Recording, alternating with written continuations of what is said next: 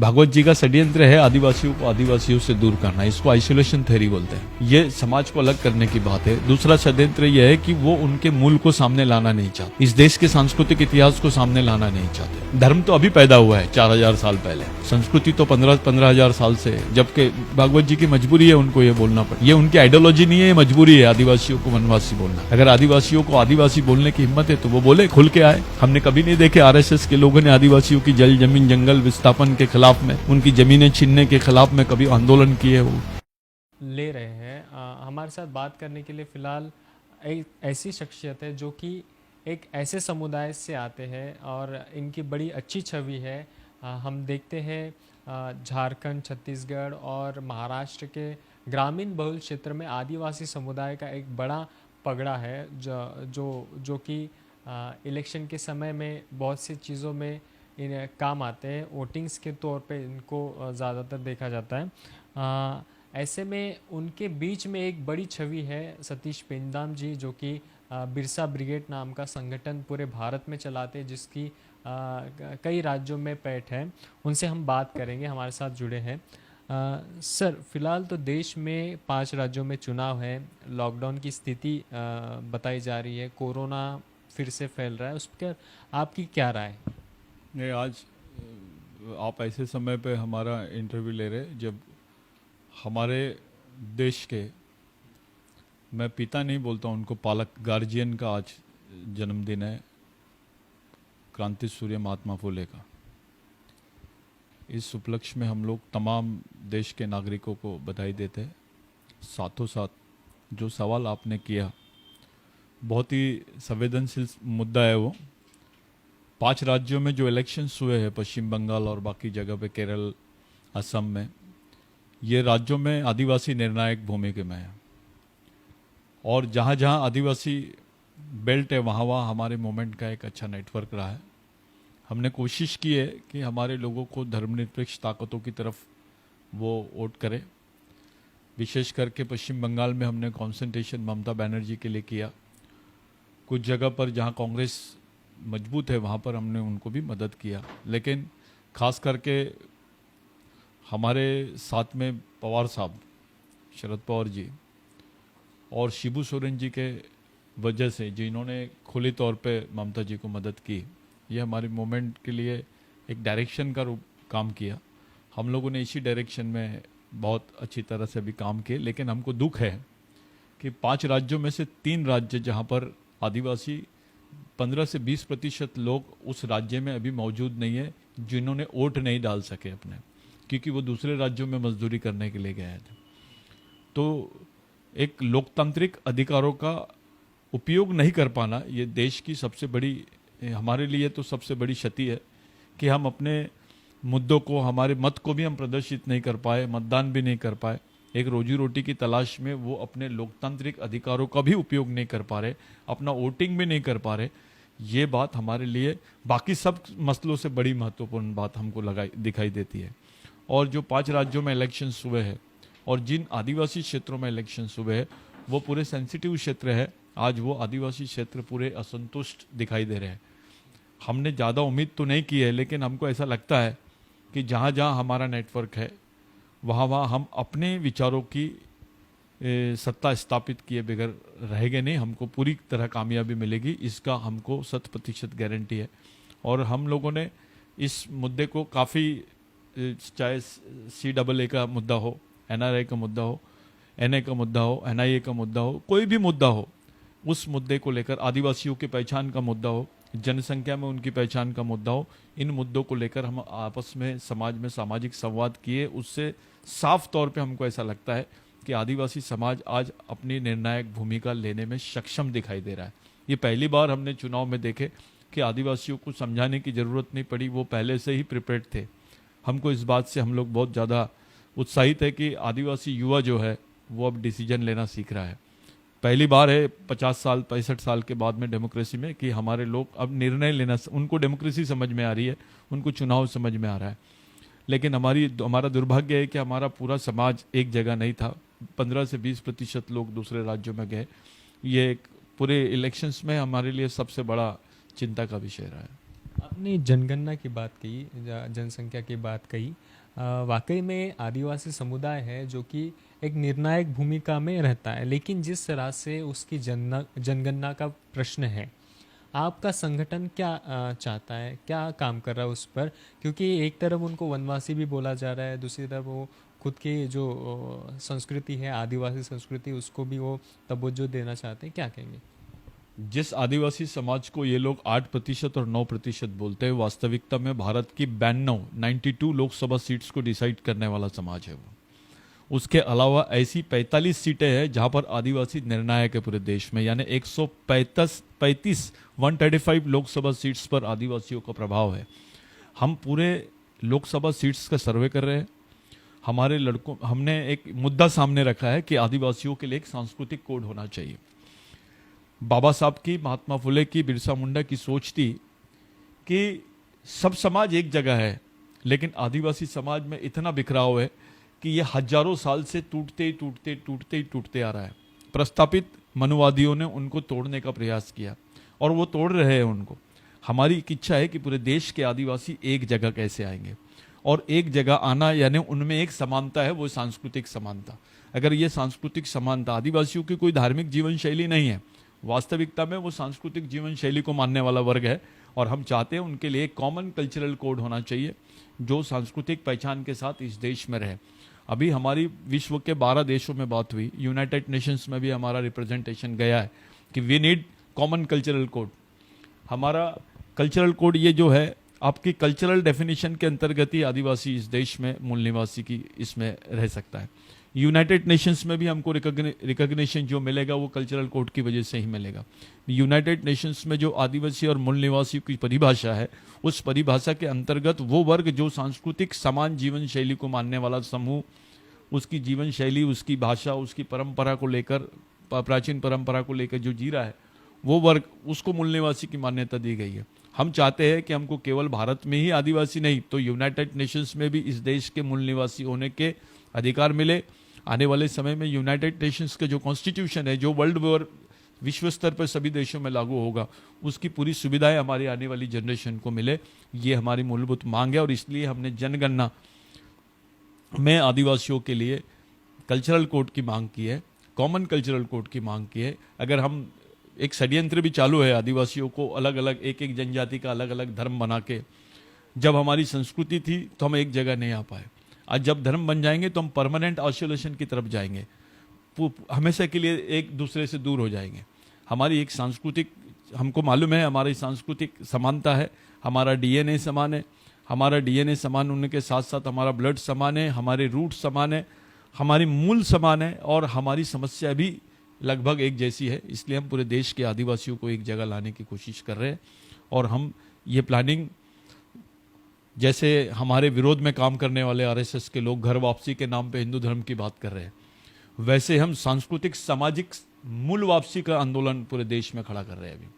और सांस्कृतिक मूल वापसी का जो आंदोलन है, इसमें देश के 85% ही नहीं, देश के 90% लोगों को भारत समझना पड़ेगा कि वो किस मूल से आए, उनके रूट्स क्या है। यहाँ का दलित हो, ओबीसी हो, मराठा हो, कोई भी हो, मुस्लिम हो, क्रिश्चियन हो, सिख हो, ये सब लोग जब अपने मूल को ढूंढेंगे तो वो आदिवासियों के प्रति सम्मानजनक स्थिति से देखेंगे। जिनका ये देश नहीं है वो इस देश को अपना देश बोलने की बात कर रहे हैं। हम खुल के बोल रहे हैं कि ये देश हमारा था, हमारा है और हमारा ही रहेगा। We are the owner of this country. हम इस देश में नागरिक नहीं, इस देश के मालिक है। इसलिए हम लोग सांस्कृतिक कोड की बात कर रहे हैं, और ये पूरी जनगणना में हम लोग पूरी तरह से देश भर में इसको एक आंदोलन के रूप में चलाने वाले हैं। आपने खुले तौर पर मोहन भागवत जी का जिक्र किया है, वो अभी भी खुले मन से आदिवासियों को वनवासी नाम से पुकारते हैं। आज भी वो बात करते हैं उसी चीज़ की। तो इसके विरोध में आपका संगठन क्या कर रहा है, क्या काम कर रहा है? भारत के जंगली क्षेत्रों में 70% आदिवासी रहते हैं और शहरी क्षेत्रों में 30% आदिवासी। भागवत जी का षड्यंत्र है आदिवासियों को आदिवासियों से दूर करना, इसको आइसोलेशन थ्योरी बोलते हैं। ये समाज को अलग करने की बात है। दूसरा षड्यंत्र यह है कि वो उनके मूल को सामने लाना नहीं चाहते, इस देश के सांस्कृतिक इतिहास को सामने लाना नहीं चाहते। धर्म तो अभी पैदा हुआ है 4000 साल पहले, संस्कृति तो 15,000 साल से, जब फर्स्ट ह्यूमन सिविलाइजेशन की कंसेप्ट सामने आई, मोहनजोदड़ो हड़प्पा की कंसेप्ट आई। आप देखिए वो कल्चरल सिविलाइजेशन है, वो रिलीजियस सिविलाइजेशन नहीं है। उसको प्रूव भी नहीं कर सका कोई रिलीजियस, मॉर्गन रहे, जॉन मार्शल रहे या बाकी कोई भी रहे, बाबा साहब ने भी, महात्मा फुले ने भी और बाकी लोगों ने भी, पंडित नेहरू ने जी भी, लोकमान्य तिलक ने भी बोला है कि आर्य कहाँ से आए। ये बोलने की ज़रूरत क्या थी इन लोगों को? ये बताए इन्होंने, रियलिटी, स्वच्छता से इन्होंने इस चीज़ को रखे, निष्पक्षता से जब इन्होंने बात की तो माने कि सब इस देश में मालिक कौन है, कौन बाहर से आया है। और ये सब चीज़ें छुपाने के लिए भागवत जी की मजबूरी है, उनको ये बोलना पड़ेगा। ये उनकी आइडियोलॉजी नहीं है, ये मजबूरी है आदिवासियों को वनवासी बोलना। अगर आदिवासियों को आदिवासी बोलने की हिम्मत है तो वो बोले, खुल के आए। हमने कभी नहीं देखे आरएसएस के लोगों ने आदिवासियों की जल जमीन जंगल विस्थापन के खिलाफ में, उनकी ज़मीनें छीनने के खिलाफ में कभी आंदोलन किए। वो कभी मैंने नहीं देखा। इतना बड़े हम हो गए, हमारी उम्र देख रहे हैं हम लोग कि भाई हमको कभी नहीं दिखाई दिया। तो ये जो झूठा प्यार है ये नहीं होना चाहिए। लेकिन उसका असर भी तो हो रहा है देश में हो रहा है। गरीबी देखिए, आदिवासियों में अशिक्षा और गरीबी बहुत ज़्यादा है। उनको धार्मिक मुद्दों पे विचारों को उलझा के रखे हैं। कब तक के आप धर्म से किसी का पेट भरेगा क्या? आप धर्म मत दीजिए उसको, धर्म तो वो खुद ले लेगा। धार्मिक आदमी आज चोरी करते हुए दिखाई देता है, लेकिन आदिवासी सांस्कृतिक है, कभी चोरी नहीं करता है, ईमानदारी से जीवन जी रहा है। तो ये धार्मिक लोग सांस्कृतिक लोगों को नहीं समझा सकते। जहाँ धर्म खत्म नहीं होता है, खत्म हो जाता है, वहाँ से संस्कृति शुरू होती है। और जब धर्म नहीं था तब भी संस्कृति थी। तो आदिवासियों को सभ्यता या ईमानदारी और इसके पाठ पढ़ाने की कोई ज़रूरत नहीं है। रही बात कि आदिवासियों के बीच में जाके आप धार्मिकता की बात कर रहे हो, मेरा ये कहना है आप अगर सही में मानवतावादी है तो उनके अधिकारों की बात करो। उनके जल जमीन जंगल के अधिकार उनको दे दो। उनको 5वीं अनुसूची के अधिकार जो आज़ादी के बाद आज तक के उनको मिले नहीं है, वो अधिकार देने की बात कीजिए। खुलेआम आइए, इस पर चर्चा कीजिए। निष्पक्ष भाव से किसी का साथ दो ना। आप जब आदिवासियों को अपना भाई बोलते हैं और उनसे दुश्मन जैसा व्यवहार क्यों कर रहे हो? एक तरीके से आदिवासी युवाओं को और आदिवासी कर्मचारी, अधिकारी और नेताओं को इन लोगों ने एक वैचारिक कैद में रखा है। एक वैचारिक कैद जिसको आइडियोलॉजिकल प्रिजन बोलते हैं। वो वैचारिक कैद से बाहर निकालने की लड़ाई भी हम लड़ रहे हैं कि हमारे जो लोग हैं जो इस टाइप की विचारधारा के शिकार हुए हैं, उन लोगों से पर्सनली डायलॉग करके उनको समझा रहे कि भैया आपने इस आदिवासी समाज का उपभोग किया है, इसकी सुविधाएं लिए है, इसके भरोसे आप अधिकारी कर्मचारी बने हो, सुशिक्षित हुए हो, कम से कम इस समाज को लौटाइए जो चीज़ आपने दिया है। इतनी बेईमानी तो आदिवासी नहीं करेगा। जब वो समझ जाएगा कि उसके साथ धोखा हो रहा है, षड्यंत्र हो रहा है, वो कभी इनका साथ नहीं देगा। ये हमको विश्वास है, करके हम लोग काम कर रहे हैं। एक आदिवासी समुदाय अपने भारत देश में कई राज्यों में ग्रामीण क्षेत्रों में ज़्यादातर रहा है। हमने अभी हाल ही की न्यूज़ है, कई छत्तीसगढ़ में कुछ जवानों की शहीद हुए हैं, जो कि अशांत इलाका जिसे कहा जा रहा है, उस पर आपका संगठन क्या कर रहा है? नक्सली जिसे बोल रहा है, आए दिन नक्सली और जवानों के बीच मुठभेड़ होती है, उस पर क्या?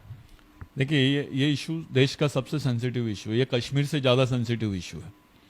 हमने देखा है गुजरात के डांग से लेकर, छत्तीसगढ़ के बस्तर से लेकर, महाराष्ट्र के गढ़चिरौली से लेकर, तो उड़ीसा, आसाम और झारखंड, ये जो बेल्ट है, आदिवासी बेल्ट है, ये संपूर्ण बेल्ट को अशांत बेल्ट में परिवर्तित कर दिया गया है।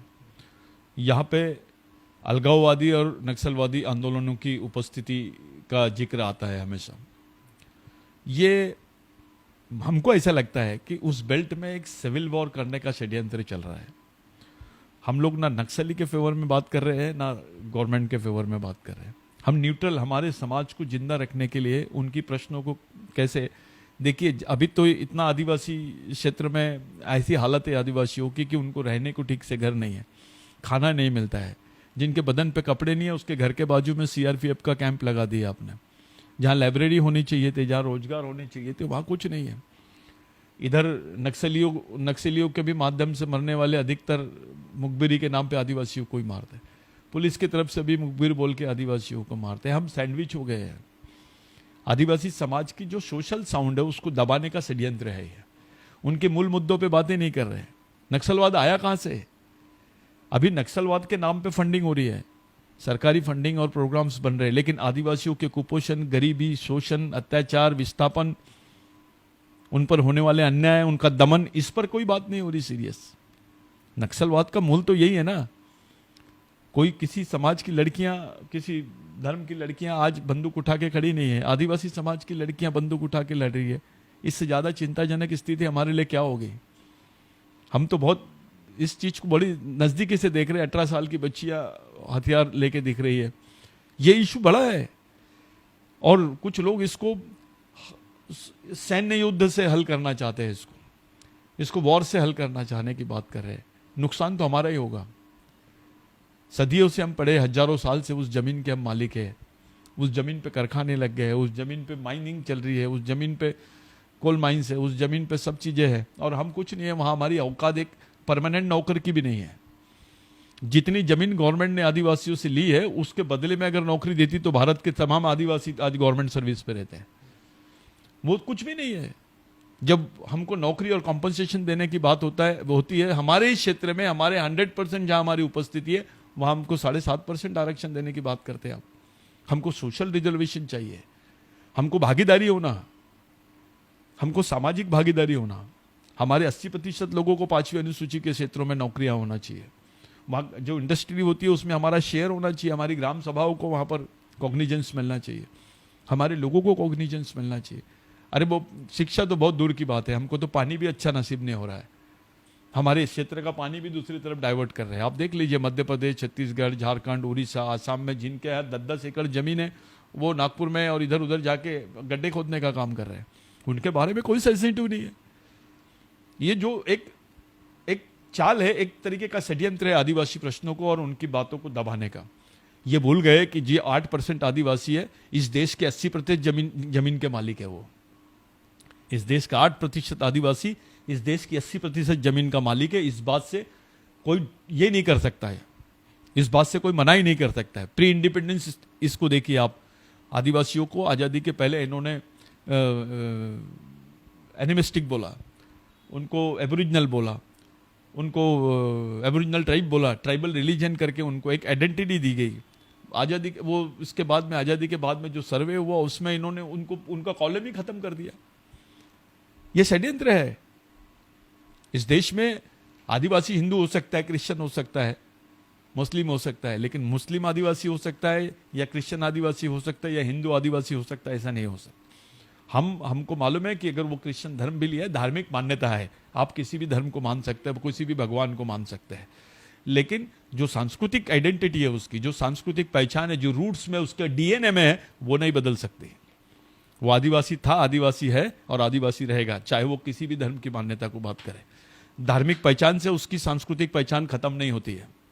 सांस्कृतिक पहचान यह नैसर्गिक पहचान है उसकी, उसके खून और उसके डीएनए से जुड़ी हुई बातें हैं।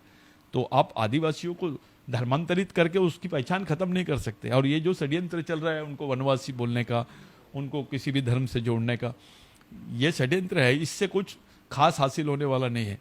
वो रूट्स समझ में आए, अभी पढ़ लिख लिए आदिवासियों ने, आने वाली जनरेशन इस लड़ाई को पूरा करेंगे। फिलहाल कुछ ही दिनों में अंबेडकर जयंती है, उस पर आपका संगठन आदिवासियों को और देश के लोगों को क्या संदेश देना चाहे? देखिए, हम लोगों ने अभी प्लानिंग किया है। महात्मा फुले जयंती आज है, 14 अप्रैल को डॉक्टर बाबा साहब अम्बेडकर की जयंती है। और कुछ आदिवासी क्षेत्रों में पहले जो आंदोलन हुए और हम उनका जो नरसंहार हुआ, वो भी घटनाएं इसी दौर में, अप्रैल महीने में हमारी बहुत सारी चीज़ों से हम लोग जुड़े हुए रहते हैं। हम लोग पूरे देश की 1 लाख ग्राम सभाओं में इसकी चिंतन बैठक करने वाले हैं।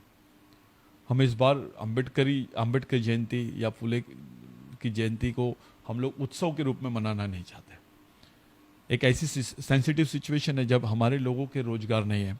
ये लॉकडाउन की वजह से तो खाने को लाले पड़ गए हैं लोगों को। पिछले लॉकडाउन का नतीजा आपने देखा होगा, सबसे ज़्यादा मजदूर मारे गए और मजदूरों में 75% मजदूर आदिवासी थे। उनकी हालत आप देखते तो सोचते हैं, बच्चों को ये जिंदा रखने के लिए, उनको मनाने के लिए वो पत्थरों को उबाल के खिला दिए और खुद भी मर गए, अपने बच्चों को भी मार दिए। ऐसी घटनाएं हमारे सामने आई है। ऐसी सिचुएशन में हमारे लिए सोशल इमरजेंसी की सिचुएशन है। एक तरफ सोशल लॉकडाउन, हाथ में रोजगार नहीं, परिस्थितियां गंभीर, पूरा आदिवासी बेल्ट जल रहा है, हमारे कर्मचारी भटके हुए हैं, हमारे युवा कुछ समझ में नहीं आ रहा है उनको। ऐसी स्थिति में हमारे लिए ये जयंती और इन सब चीज़ों का जो औचित्य है, चाहे वो जयंती है लेकिन उत्सव नहीं, इस पर गंभीरता से चिंतन होना चाहिए कि आने वाले जनरेशन को हमको जिंदा कैसे रखना है। आने वाले समय में इस देश में आदिवासियों की भागीदारी, बाकी दबे कुचले लोगों को भी भागीदारी, और देश के लोकतंत्र को जो ख़त्म कर रहे हैं लोग, उसको ख़त्म करने की जो कोशिश कर रहे, उन लोगों के खिलाफ में एक आंदोलन, उसमें एक समन्वय, आपसी समन्वय, भाईचारा, राष्ट्रीयता की भावना कैसे निर्माण हो, ये बड़ी चुनौतियां हमारे सामने हैं। संविधान और संविधानवाद दोनों खतरे में हैं। जिन लोगों ने रिजर्वेशन का फायदा उठा लिया, वो लोग आज इस इशू पर सीरियस नहीं है, उनको समझ में नहीं आ रहा, उनको ऐसा लगता है कि जो भी हो रहा है वो सही हो रहा है क्योंकि उनका पेट भर गया है। लेकिन जिनके पेट में रोटी नहीं गई अभी तक के रिजर्वेशन की, वो अभी भी अवेटिंग है। ऐसे वर्ग के लिए उन लोगों ने सोचना चाहिए, समाज के पढ़े लिखे लोगों ने सोचना चाहिए, कर्मचारियों ने सोचना चाहिए, युवाओं ने सोचना चाहिए। एक सामाजिक चिंतन का एक प्रोग्राम, ये जो समय चल रहा है, एक 3 महीने का 90 डेज का प्रोग्राम हम लोग 1 लाख ग्राम सभाओं में चलाने का प्रोग्राम बना रहे हैं। देश के 12 राज्यों में हम लोगों ने इसकी तैयारी की है और इस मिशन को एक आदिवासी बचाओ mission, self respect movement of indigenous people और वर्ल्ड इंडिजिनियस फोरम के अंतर्गत इस मिशन को एक सामाजिक मिशन के रूप में ले जाने की हमारी तैयारी है। हम बहुत जल्दी फुले अम्बेडकरवाद, बिरसावाद और मूल निवासीवाद की एक बहुत बड़ी थ्योरी को पूरे देश नहीं विश्व के सामने हम लोग रखने जा रहे हैं। उसी की तैयारी ये अम्बेडकर जयंती पे हम लोग करने वाले हैं। धन्यवाद।